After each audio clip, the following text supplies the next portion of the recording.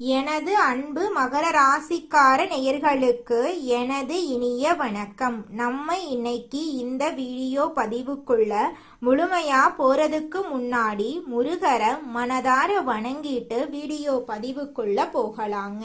ஓம் முருகா போற்றி, ஓம் முருகா போற்றி, ஓம் முருகா போற்றி. எனைக்காக்கும் முருகனே போற்றி. நல்லதே நடக்கும், நல்லது மட்டும்தான் நடக்கும். அமைதியா இருப்பீங்க, ஆனா அச்சீவ்மெண்ட்ல டாப்ல இருப்பீங்க. நீங்க தாமதமா வந்தாலும் தரமா வெல்லுவீங்க. வாழ்க்கையில உங்க உழைப்புக்கேற்ற வருமானம் நிச்சயமா இந்த காலகட்டத்துல உங்களுக்கு கிடைத்தே தீருங்க. அதுல துளி கூட மாற்றமே கிடையாதுங்க. அடுத்தவங்க செய்ய முடியாதுன்னு ஒதுக்கி வச்ச காரியத்தை கூட அழகா திட்டம் தீட்டி முயற்சி பண்ணி அந்த காரியத்துல வெற்றி அடையக்கூடியவங்களா நீங்க இருக்கீங்க. அனைத்து உறவுகளுக்கும் எனது அன்பான தமிழ் புத்தாண்டு நல்வாழ்த்துக்களுங்க. இந்த தமிழ் புத்தாண்டு பராப வருஷம் பிறந்திருக்கு. ஒவ்வொரு தமிழ் புத்தாண்டுலையும் ஜாதக ரீதியா ஜோதிடத்துல கட்டங்கள்ல நிறைய மாற்றங்கள் ஏற்படும். அதுல இந்த காலகட்டத்துல சூரியன், சந்திரன், அங்காரகன், புதன், குரு, செவ்வாய், சுக்கிரன், சனி, ராகு, கேது ஆகிய கிரகங்கள் இந்த வருஷத்துல எப்படி சஞ்சாரம் செய்ய போறாங்க, அதற்கு எப்படி நமக்கு பலன்கள் கிடைக்க போறது அப்படிங்கறத பத்தி இப்ப நாம தெரிஞ்சுக்க போறேங்க. விதவிதமான யோசனைகளை இப்ப நான் சொல்ல போறேங்க.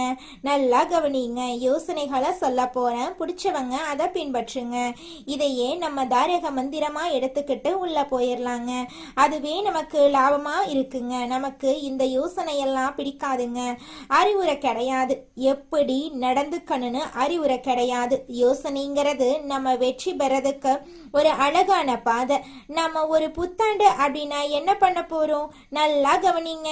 காலையில எழுந்திருக்கிறோம், நியூ இயர் தமிழ் புத்தாண்டு காலண்டரை கிழிப்போம். அவ்வளவுதான். வருஷம் இது நடக்கும். வேற இதை தாண்டி வேற எதுவும் நடக்க போறது இல்லை. இந்த காலண்டர்ல ஒரு பேப்பர் மாறும். புத்தாண்டு பறந்துருச்சு, எல்லாம் சந்தோஷம். அப்படி திரும்பி பாருங்க, நம்ம வீட்டுல நேத்து ராத்திரி யாரெல்லாம் கோபமா இருந்தாங்களோ அவங்கெல்லாம் அதே கோபத்தோட தான் இருப்பாங்க. நம்ம சொந்தக்கார யாரெல்லாம் நம்ம மேல வன்மமா இருந்தானோ அவனும் அதே மாதிரி தான் இருப்பான். நமக்கு இருக்கிற நண்பர்கள் எல்லாம் நமக்கு பழைய கடனை கொடுக்காம நம்மளை ஏமாத்திக்கிட்டு இருந்தானா அப்படியே தான் இருப்பான். ஏற்கனவே 4 பேரு புதுசா பழசா ஏமாத்தி இருப்பான். இப்ப புதுசா ஏமாத்துறதுக்கு ஒருத்தர் ட்ரை பண்ணிக்கிட்டே இருப்பான். ஸோ இப்ப புத்தாண்டு பிறந்திருக்கு. ஏதாவது மாறணும்னு நினைச்சா நான் மட்டும்தான் மாறணும். நான் நாளையில இருந்து நல்லவனா இருக்கணும்னு நானா நினைக்கிறேன். இல்ல நாளையில இருந்து நல்ல கணக்க போடணும்னு நினைக்கிறேன். நாளையில இருந்து நான் இப்படியெல்லாம் திட்டமிட்டு வெற்றி பெறணும் அப்படின்னு நினைக்கிறேன். நான் நினைக்கிறதுனால மட்டும் என்ன நடக்க போகுது? கொஞ்சம் யோசிச்சு பாருங்க. இந்த சமூகத்துல முதல்ல ஒவ்வொரு குடும்பத்திலையும் அங்க உங்களுக்கு ஒரு 4 பேராவது ஒரு குடும்பத்துல இருப்போம். குறைஞ்சது 3 பேராவது இருப்போம். 3 பேர் இருக்கிறதுனாலதான் புருஷன் பொண்டாட்டி ஒரு புள்ள, இதுதான் குடும்பம். புருஷன் பொண்டாட்டி 2 பேராவது ஒரு குடும்பம். இதுக்கு அடுத்தது மாமனார் மாமியார் இப்படி இருப்பாங்க. எல்லாரும் மாறுவாங்களா? எல்லாருக்கும் முதல்ல இன்னைக்கு புத்தாண்டு தெரியணும். இன்னைக்கு புத்தாண்டு. இன்னையில இருந்து நான் சில சபதங்கள் எடுத்துக்கிறேன்.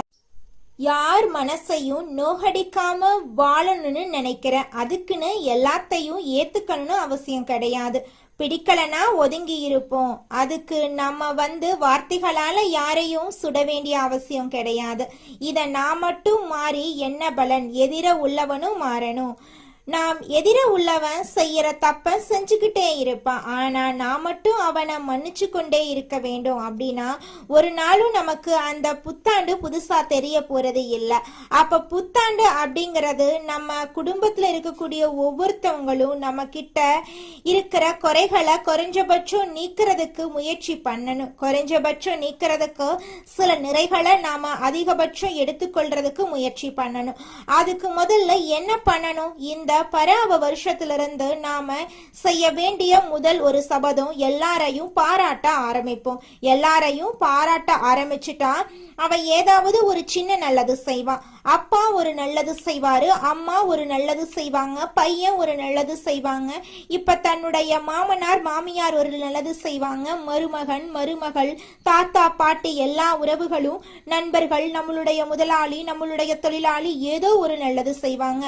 அவங்கள அதை பார்த்து பாராட்ட ஆரம்பிப்போம். பாராட்டக்கூடிய மனம் அப்படிங்கிறது வருகிறதோ மகிழ்ச்சி தானா வந்துடும். மகிழ்ச்சி தானா வரும் பொழுது இந்த புத்தாண்டு சிறக்க ஆரம்பிக்குங்க.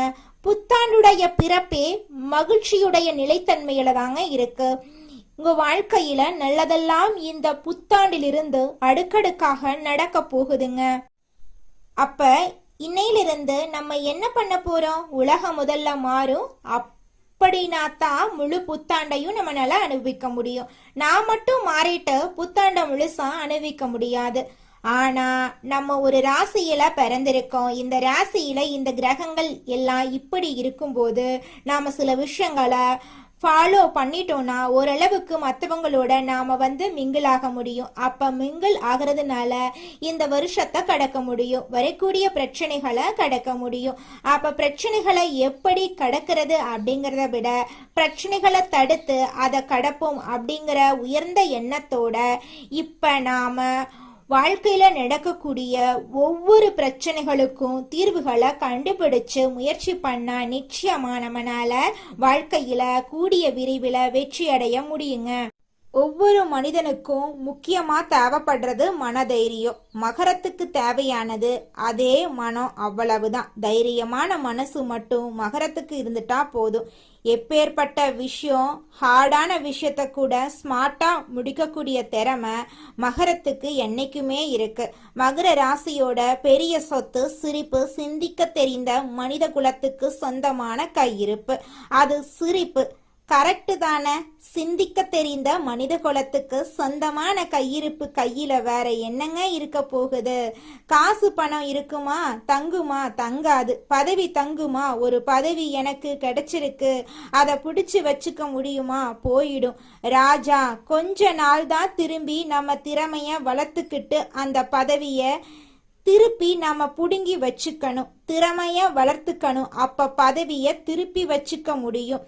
ஆனா இந்த சிந்திக்க தெரிந்த மனித குலத்துக்கு சொந்தமான கையிருப்பு சிரிப்பு இது மட்டும் எங்கேயுமே போகாது. நம்மளை விட்டு இப்படினா வரும் சிரிப்பு தான். சிரிப்பு வந்ததுன்னா மனசு ரொம்ப மகிழ்ச்சி ஆயிடும். மனசு மகிழ்ச்சியானா புத்தி ரொம்ப தெளிவாயிடும். புத்தி தெளிவானா எதிரியெல்லாம் தோத்து போயிடுவான். எதிரியெல்லாம் தோத்து போயிட்டானா நம்ம ஜெயிச்சுக்கிட்டே இருப்போம். ஆனா நிறைய பேரு பாருங்களேன், சிரிக்கவே மாட்டேங்கிறாங்க. நிறைய பேரு பேசவே மாட்டேங்கிறாங்க. இந்த உலகத்துல பாத்தீங்கன்னா இன்னைக்கு உறவுகள் எல்லாம் ரொம்ப வெறுத்து போறது என்ன தெரியுமா? என்னோட யாரும் பேச மாட்டேங்கிறாங்க அம்மா. அவங்களுக்கு பிடிச்சவங்களை தேடி போயிட்டே இருக்கிறாங்க. அதனால நிறைய பேரு பிடிக்காதவங்களுக்காக பேசுறதே கிடையாது. பிடிக்காதவங்களாக ஆயிட்டே இருக்காங்க நிறைய பேரு. இதானுங்க உலகம். ஒரு வீடு இருக்கு, வீட்டுல ஒரு 4 பேரு இருக்காங்க அப்படின்னா 4 பேரு 5 பேரும் அந்த 5 பேருக்குள்ள முதல்ல ஒரு கூட்டணி இருக்குல்ல. எதுவா இருந்தாலும் 5 பேருக்குள்ள பகிர்ந்துக்கிறதுக்கு முதல்ல முயற்சி பண்ணணும்ல. ஏன் செய்ய மாட்டேங்கிறாங்க? இவனுக்கு 5 பேரை தாண்டி 6ஆவதா யாரு கிட்டையாவது அதை சொன்னாதான் பிடிக்கும். இப்படி ஒவ்வொருத்தவங்களும் இன்னொரு நபரை தேட போகும்போது அந்த இடம் வெற்றிடமா மாறுது. அந்த குடும்ப நிலை குலைந்து போகுது. முதல்ல மகர ராசி ரொம்ப தெளிவா தெரிஞ்சுக்கோங்க. உங்க குடும்பத்துடைய வலிமையை இந்த வருஷத்துல நீங்க வலுப்படுத்த போறீங்க. ஒரு நல்ல புருஷனுக்கு பெரிய ஃப்ரெண்ட் யார் தெரியுமா? நல்ல பொண்டாட்டி மட்டும்தான். நல்ல தோழி மனைவி மட்டும்தான். நல்ல உறவு மனைவி மட்டும்தான். நல்ல பொண்டாட்டிக்கு ஒரு நல்ல உறவு யார் தெரியுமா? அவனுடைய கணவன் மட்டும்தான். நல்ல தோழன் அவன் கணவன் மட்டும்தான். அப்ப என்ன பண்ணக்கூடாது? இந்த தோழன் அதாவது புருஷன் பொண்டாட்டி எங்கேயுமே விட்டு கொடுக்க கூடாது. பொண்டாட்டிய புருஷன் எங்கேயுமே விட்டு கொடுக்க கூடாது. அதாவது 2 பேருமே விட்டு கொடுத்து வாழ்ந்தீங்கன்னா உங்க வாழ்க்கை அருமையா இருக்குங்க. இந்த மகர ராசிக்காரங்க கொஞ்சம் நிதித்தன்மை நிலைத்தன்மை இப்படியெல்லாம் இருக்கணும்னு நிறைய பேருக்கு முன்னுதாரணமா நடக்கக்கூடியவங்க. அதுவே பல பேருக்கு பிடிக்காது. பிடிக்காதுங்கிறத விட பிடிக்காது. ஆனா பிடிக்காத உலகத்துல பிடிச்ச மாதிரி வாழணுங்கிறது எவ்வளோ பெரிய கஷ்டம் தெரியுமா? சுகமான சுமைகள், இதுதான் வாழ்க்கை. ரொம்ப யதார்த்தம் நான் பேசுறது. சுகமான சுமைகள். உடல் நலத்தை ரொம்ப நல்லா பாத்துக்கங்க. உங்களுக்கு என்ன பிடிக்குதோ அதை செய்யுங்க. பேசுறத விட பேசாம இருக்கிறது ரொம்ப நல்லதுங்க. இந்த வீட்டை பொறுத்த வரைக்கும், வீடா இருக்கட்டும் வாழ்க்கையா இருக்கட்டும், பேசுறத விட பேசாம இருக்கிறது ரொம்ப நல்லது. இந்த வருஷத்துல நிறைய மனசு முதிர்ச்சி அடையும், பயிற்சி அடையும். மனம் உங்களை அழகான பாதைக்கு இட்டு செல்லும். இன்னும் சொல்ல போனா மகானான உங்களை மாற்றும். பல பேருக்கு நீங்க ஒரு சிம்ம சொப்பனமா உங்களுக்கு உங்க வாழ்க்கையில எதெல்லாம் நடக்க கூடாதுன்னு நினைச்சீங்களோ அதையெல்லாம் பார்த்தாச்சு. இனிமேல நம்ம வாழ்க்கையில எப்படி நாம இருக்க போகிறோங்கிறத விட வாழ்க்கை எப்படியே கடக்க போறோங்கிறத நம்ம கவனிக்கணுங்க. நிச்சயமா உங்க வாழ்க்கையில நல்லதுதாங்க நடக்கும். கெட்டதென்ற பேச்சுக்கெல்லாம் துளி கூட இடம் கிடையாதுங்க. அடுத்ததாக நம்மளோட மகரம் ராசியில் இருக்கக்கூடிய ஒவ்வொரு நட்சத்திரக்காரர்களுக்கும் இந்த மாதம் எப்படி அமைஞ்சிருக்கு அப்படின்னு பார்த்து தெரிஞ்சுக்கலாங்க. நம்மளோட மகரம் ராசியில் இருக்கக்கூடிய முதலாவது நட்சத்திரம் உத்திராடம். உங்களுக்கு இந்த மாதம் எப்படி அமைஞ்சிருக்கு அப்படின்னு பார்க்கலாங்க. இந்த நட்சத்திரத்துல பிறந்தவங்க தைரியமானவர்களாகவும் நேர்மையானவர்களாகவும் இருப்பாங்க. இவங்க வேலை, தொழில், வியாபாரம் போன்றவற்றில நல்ல முன்னேற்றத்துக்காக ஒவ்வொரு நாளும் உழைச்சுக்கிட்டே இருப்பாங்க. இவங்களை பொறுத்த வரைக்கும் தான் மட்டும் நல்லா இருக்கணும் அப்படிங்கிற சுயநலம் கிடையாதுங்க. தன்னை சுத்தி இருக்கக்கூடிய எல்லோருமே நல்லா இருக்கணும் அப்படிங்கிற பொதுநல குணத்தோட இவங்க வாழ்ந்துகிட்டு இருக்காங்க. படிச்சு முடிச்சுட்டு வேலை தேடிட்டு இருக்கிறவங்களுக்கு இந்த காலகட்டத்துல நிச்சயமா வேலை வாய்ப்புகள் கிடைக்க போகுது. குழந்தை பாக்கியம் இல்லாதவர்களுக்கு குழந்தை பாக்கியம் கிடைக்க போகுதுங்க. பூர்வீக சொத்து ரீதியாக இருந்த அனைத்து பிரச்சனைகளுக்கும் தீர்வு கிடைக்க போகுது. உங்களுக்கு வர வேண்டிய பூர்வீக சொத்து உங்க கையில சேரப்போகுதுங்க. உங்க வாழ்க்கையே சொர்க்க வாழ்க்கையாக மாறப்போகுதுங்க. அடுத்ததாக நம்மளோட மகரம் ராசியில் இருக்கக்கூடிய நட்சத்திரம் திருவோணம். உங்களுக்கு இந்த மாதம் எப்படி அமைஞ்சிருக்குதுன்னு பார்க்கலாங்க.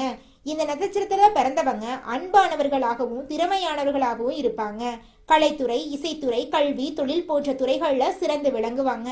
திருமணம் ஆகாதவங்களுக்கு இந்த காலகட்டத்துல நிச்சயமா திருமண தடை நீங்கி உங்களுக்கேற்ற சரியான வாழ்க்கை துணையோடு திருமணம் நடக்க போகுது. குடும்பத்துல சுபகாரியங்கள் அடுக்கடுக்கா நடக்க போகுது. இது நாள் வரைக்கும் நீங்க ஒவ்வொரு நாளும் பணங்காசு 4-5 பேர்கிட்ட கடன் வாங்கி வாழ்ந்திருப்பீங்க. ஆனா இனி வரக்கூடிய காலங்கள்ல நீங்க 4-5 பேருக்கு கடன் கொடுக்கக்கூடிய அளவுக்கு செல்வாக்குல உயர்ந்த வாழ்க்கைய வாழ போறீங்க. உங்களோட குடும்பத்துல சுபகாரியங்கள் அடுக்கடுக்கா நடக்க போகுதுங்க. உங்களை வேண்டான்னு உதறி தள்ளிட்டு போன சொந்த பந்தங்கள் எல்லோருமே உங்களை தேடி வர போறாங்க. உங்க வாழ்க்கையே சொர்க்க வாழ்க்கையாக மாற போகுதுங்க. அடுத்ததாக நம்மளுடைய மகரம் ராசியில் இருக்கக்கூடிய நட்சத்திரம் அவிட்டம். உங்களுக்கு இந்த மாதம் எப்படி இருக்குன்னு பார்க்கலாங்க. இந்த நட்சத்திரத்துல பிறந்தவங்க நீதியானவர்களாகவும் கற்பனை திறன் மிக்கவர்களாகவும் இருப்பாங்க. இவங்க எடுக்கும் முயற்சிகள் சாதகமா முடியும். மருத்துவம், கட்டுமானம், ரியல் எஸ்டேட் போன்ற துறைகள்ல இவங்க சிறந்து விளங்குவாங்க. திருமணம் ஆகாதவர்களுக்கு திருமண தடை நீங்கி உங்களுக்கேற்ற சரியான வாழ்க்கை துணையோடு திருமணம் நடக்க போகுது. குழந்தை பாக்கியம் இல்லாதவர்களுக்கு குழந்தை பாக்கியம் கிடைக்க போகுது. பூர்வீக சொத்து ரீதியாக இருந்த அனைத்து பிரச்சனைகளுக்கும் தீர்வு கிடைக்க போகுது. உங்களுடைய மனக்குழப்பங்கள் காணல் நீரா கரைஞ்சு போக போகுது. உங்களுடைய உடல்நிலை ஆரோக்கியமா இருக்க போகுதுங்க. உங்க குடும்பத்துல சந்தோஷம் நிலைச்சிருக்க போகுது. படிச்சு முடிச்சுட்டு வேலை தேடிட்டு இருக்க இளைஞர்களுக்கு படிப்புக்கும் தகுதிக்கும் ஏற்றார் போல நல்ல வேலையெல்லாம் கிடைக்க போகுது. உங்க வாழ்க்கையே அருமையா இருக்க போகுதுங்க. இது நாள் வரைக்கும் உங்களை வேண்டான்னு உதறி தள்ளிட்டு போன சொந்த பந்தங்கள் எல்லோருமே இனி வரக்கூடிய காலங்கள்ல உங்களை தேடி வரப்போறாங்க. உங்க வாழ்க்கையில நல்லதெல்லாம் அடுக்கடுக்கா நடக்க போகுதுங்க. நாம நல்லா இருக்கணும் அப்படின்னா நமக்கு பிடிச்ச விஷயங்களை நாம சிந்திக்க ஆரம்பிப்போம். பிடிச்ச விஷயங்களை மட்டும் செய்யலாம். நமக்கு பிடிச்ச மாதிரி வாழ ஆரம்பிப்போம். மற்றவங்களை ரொம்ப மைண்ட்ல எடுத்துக்கிட்டு நம்மளோட சந்தோஷத்தை தொலைச்சிட வேண்டாம். இந்த உலகம் ஒரு சூது கவக்கூடிய உலகமா இருக்கு. இந்த குடும்பங்கள் சூது கவக்கூடிய குடும்பங்களா இருக்கு. குடும்ப உறுப்பினர்களும் அப்படித்தான் நடந்துக்கிறாங்க. நிறைய பேர் வீட்டுல பொய் சொல்றாங்க, உண்மையா இருக்கிற மாட்டேங்கிறாங்க. ஒட்டு மொத்த ஒரு உலகத்தையும் நம்மளோட ஒரு ஆளால திருத்தெல்லாம் முடியாதுங்க. எல்லோரும் திருந்தறதுக்கு முயற்சி பண்ணாதான் எல்லாரையும் திருத்த முடியும். அதனால இந்த வருஷ பிறப்புல இருந்து ஒண்ணு செய்யலாங்க. எல்லோரிடமும் எல்லார்கிட்டையும் எதிர்பார்க்காம நம்ம நடந்துக்கிறத பார்த்து அவங்க நடந்துக்கிற அளவுக்கு நாம சில மாற்றங்களை உண்டு பண்ணுவோம். நம்ம நல்லதா நடந்துக்க ஆரம்பிப்போம். இந்த உலகமும் நல்ல விதமா நடந்துக்க ஆரம்பிக்கும். ஸோ நம்ம விதை எதை போடுறோமோ அதை கண்டிப்பா பயிர் அறுவடை செய்வோம். இந்த வருஷம் ரொம்ப சிறப்பா இருக்கும். எல்லாரும் உடல் நலத்தோட சந்தோஷமான வாழ்க்கைய வாழ போறீங்க. களையாத கல்வி, குறையாத வயது, கவடு வராத நட்பு, கன்றாத வளமை, குன்றாத இளமை, கழுவினி இல்லாத உடல், சடியாத மனம், அன்பகலாத கணவன் மனைவி உறவு, நண்பர்கள். ஏன்னா நான் கொஞ்சம் மாத்தித்தான் இந்த இடத்துல சொல்றேன். எல்லாமே இதுல வரணும்னா அன்பகலாத, தவறாத சந்தானம், தாழாத கீர்த்தி, மாறாத வார்த்தை, தடைகள் வராத கொடை, நம்ம கொடுக்கறத கூட இன்னொருத்தன் தடுத்து நிறுத்திடக்கூடாது. தடைகள் வராத கொடை, தொலையாத நிதி, இதயம் கோணாத கோல், ஒரு துன்பமில்லாத நல்வாழ்வு கிடைக்க பராசக்தி அபிராமி அன்னையை வணங்கி நம்மளுடைய புத்தாண்டை தொடங்கலாங்க. நிச்சயமாக நம்மளுக்கு இந்த புத்தாண்டுல நல்லது தாங்க நடக்கும். இந்த புத்தாண்டு சிறப்பாக இருக்கும். மன நம்பிக்கையும் மன தைரியமும் முதல்ல நம்ம விதைக்கலாம். எதுவும் நம்மளால் முடியும். நன்மையும் தீமையும் நம்மளாதான் வருது. நம்ம செயலாலதான் வருது, சொல்லாலதான் வருது. நல்லதே செய்வோம், நல்லதை செய்வோம், நல்லதே நடக்கும். உங்க வாழ்க்கையில சந்தோஷம் நிலைச்சிருக்க நீங்க செய்யக்கூடிய பரிகாரம் என்ன பார்த்தீங்கன்னா, உங்க வீட்டுக்கு பக்கத்துல இருக்கக்கூடிய விநாயகர் ஆலயத்துக்கு போயிட்டு விநாயகர் கிட்ட உங்க வாழ்க்கையில இருக்கக்கூடிய நிறை குறைகளை சொல்லிக்கிட்டு வாங்க. கூடிய விரைவில் உங்க வாழ்க்கையில இருக்கக்கூடிய அனைத்து பிரச்சனைகளும் காணல் நீரா கரைஞ்சு போயிருங்க. வினை தீர்ப்பான் விநாயகர்னு சொல்ற மாதிரி நிச்சயமா விநாயகர் உங்க வாழ்க்கையில் இருக்கக்கூடிய அனைத்து பிரச்சனைகளையும் காணல் நீரா கரைய செஞ்சிருவாருங்க. நன்றி, வணக்கங்க.